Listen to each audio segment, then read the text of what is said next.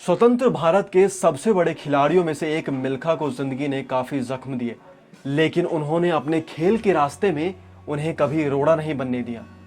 विभाजन के दौरान उनके माता पिता की हत्या हो गई।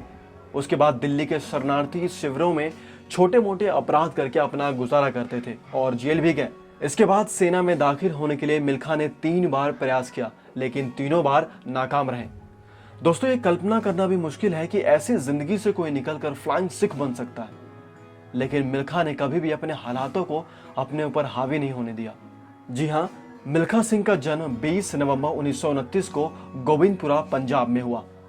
मिल्खा सिंह के लिए ट्रैक एक खुली किताब की तरह था, जिससे उनकी जिंदगी को मकसद और मायने मिले, और संघर्षों का एक घुटने टेकने के बजाय उन्होंने इसकी नींव पर उपलब्धियों की ऐसी अमर गाथा लिखी। अपने करियर की सबसे बड़ी रेस में भले ही वो हार गए, लेकिन भारतीय ट्रैक और फील्ड के इतिहास में अपना नाम स्वर्ण अक्षरों में अंकित करा लिया, जिसने उन्हें भारतीय खेलों के इतिहास का युग पुरुष बना दिया। रोम ओलंपिक 1960 को शायद ही कोई भारतीय खेल प्रेमी भूल सकता है, जब वह 0.1 सेकंड के अंतर से चौथे स्थान पर रहे।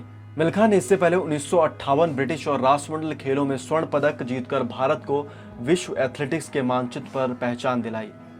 पंजाब के गोविंदपुरा के गांव से बेहतर जिंदगी के लिए 15 वर्ष की उम्र में मिल्खा को भागना पड़ा, जब उनके माता पिता की विभाजन के दौरान हत्या हो गई। उन्होंने पुरानी दिल्ली रेलवे स्टेशन के बाहर जूते पॉलिश किए और ट्रेनों से सामान चुराकर अपना गुजर बसर किया। वह जेल भी गए और उनकी बहन ईश्वर ने अपने गहने बेचकर उन्हें छुड़ाया। मिल्खा को चौथे प्रयास में सेना में भर्ती होने का मौका मिला।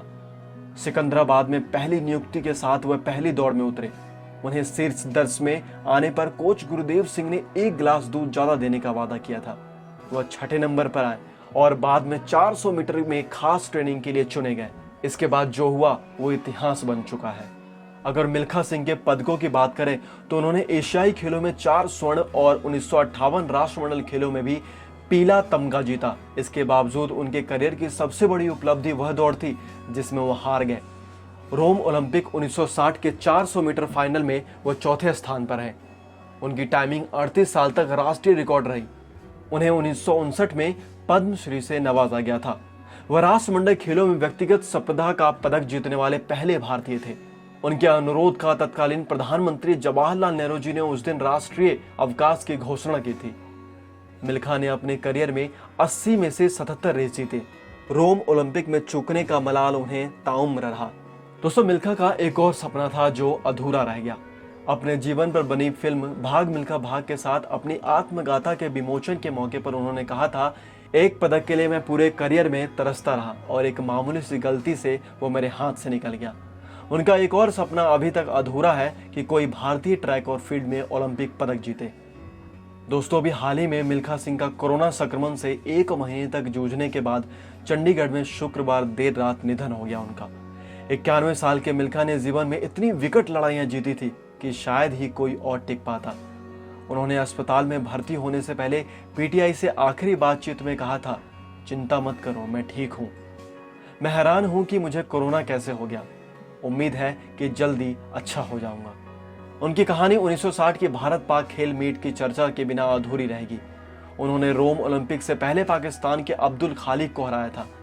पहले मिल्खा पाकिस्तान नहीं जाना चाहते थे, जहां उनके माता पिता की हत्या हुई थी, लेकिन प्रधानमंत्री नेहरू जी के कहने पर वो गए। उन्होंने खालिफ को हराया और पाकिस्तान के तत्कालीन राष्ट्रपति जनरल अयूब खान ने उन्हें उड़न सिख की संज्ञा दी। यह हैरान की बात है कि मिल्खा जैसे महान खिलाड़ी को 2001 में अर्जुन पुरस्कार दिया गया, उन्होंने इसे ठुकरा दिया। मिल्खा की कहानी सिर्फ पदकों या उपलब्धियों की ही नहीं, बल्कि स्वतंत्र भारत के ट्रैक और फील्ड खेलों का पहला अध्याय लिखने की है, जो आने वाले कई पीढ़ियों को प्रेरित करती रहेगी।